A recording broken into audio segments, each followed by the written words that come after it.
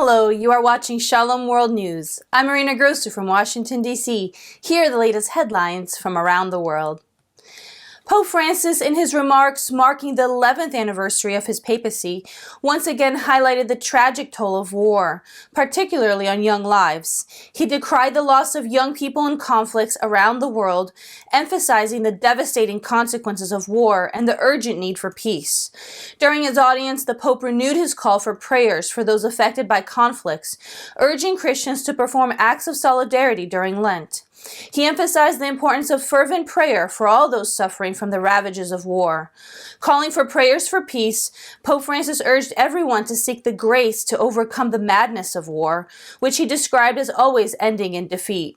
His words underscore the ongoing commitment of the Catholic Church to advocate for peace and to support those affected by conflicts worldwide.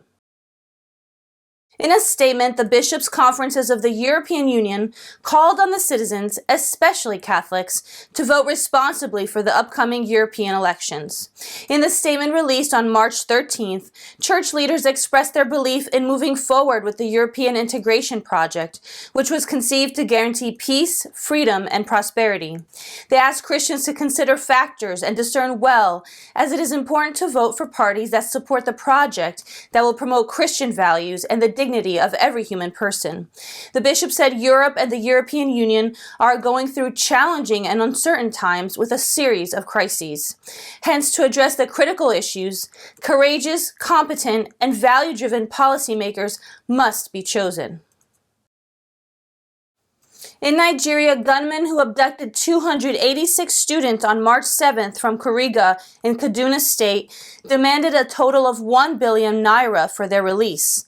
According to Reuters, a community leader who acts as a spokesperson for the families said a ransom must be paid within 20 days, effective from the day of kidnapping. In the call received on Tuesday, he was told that if the ultimatum was not met, the hostages would be killed. An elected official from the Kuriga ward said that security forces were taking adequate measures to secure the release of the students. The International Society for Civil Liberties and Rule of Law in Nigeria, also known as Intersociety, has expressed concern over the ulterior motives of Nigerian authorities to extend jihadist operations in the country under the pretext of state ranching initiatives. The organization accused governors in 5 Nigerian states of attempting to relocate Fulani herdsmen who are notorious for their jihadist atrocities against Christians. Intersociety said that local authorities are coercing community land for ranching projects, which they fear are a cover for jihadist colonies. The organization also raised concerns in Enugu and Anambra states, where residents believe the invasion of Fulani herdsmen is politically driven. Furthermore, the Intersociety stated that the food shortages in Nigeria are related to terrorist activities across the country. In 2023, assisted suicide in Germany saw a significant increase, with the so-called German Society for Human Dignity mediating a total of 419 cases, marking an 83% rise from the previous year. This surge follows the de facto legalization of assisted suicide in February 2020, after the Federal Constitutional Court declared the ban on the commercial promotion of suicide unconstitutional.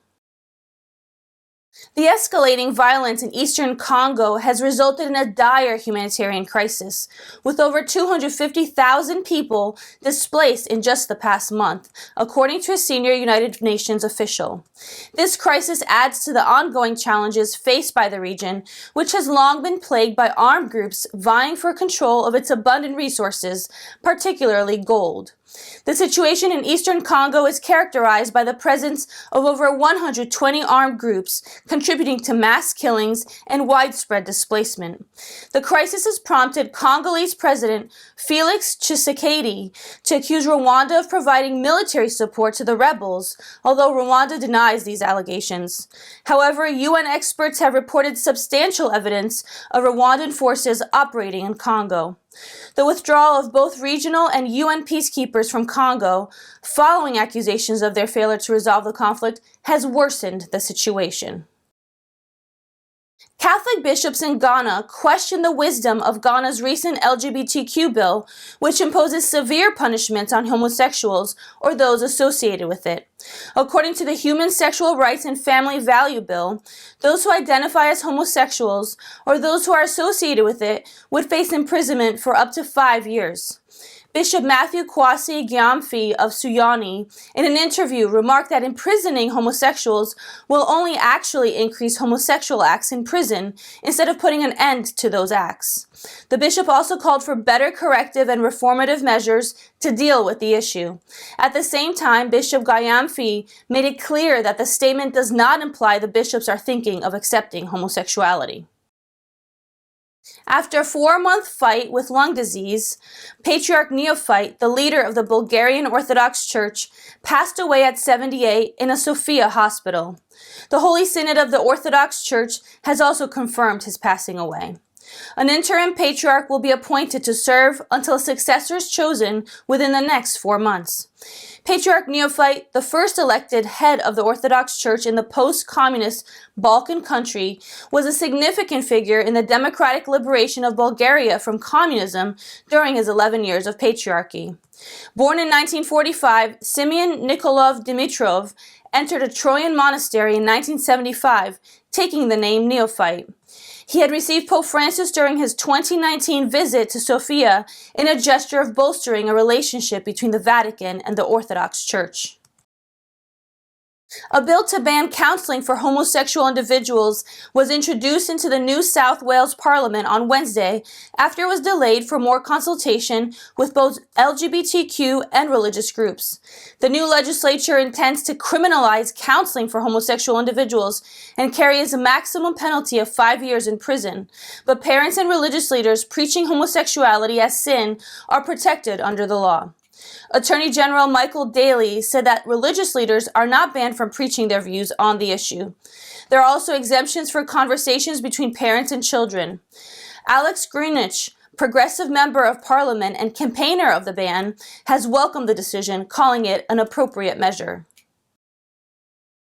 In recent research, the Pew Research Center disclosed concerning patterns of religious harassment that occurred globally in the year 2021. Persecution of Christians occurred in 160 nations, while 183 nations had record high levels of governmental restrictions on religion. Muslims reported harassment in 141 nations compared to 91 countries for Jews. There were reports of physical attacks and property destruction in 137 countries, with Europe and the Middle East, North Africa area among the worst hit.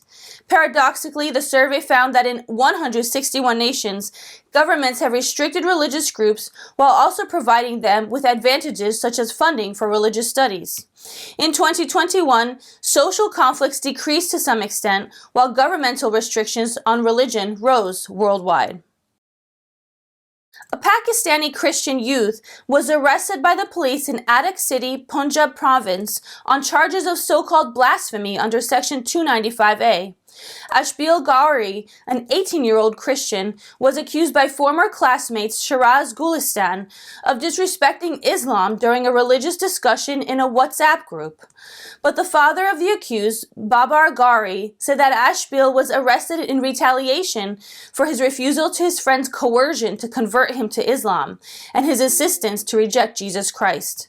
Babar Gauri said that they accused his son of blasphemy to ruin his academic career and future because he stood firm in his Christian beliefs. In 2023, at least 329 individuals faced blasphemy accusations under the contentious law.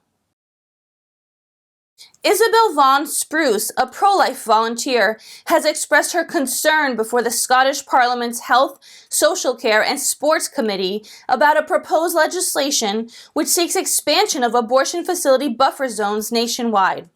Spruce was arrested for praying silently near a closed abortion facility in Birmingham last year.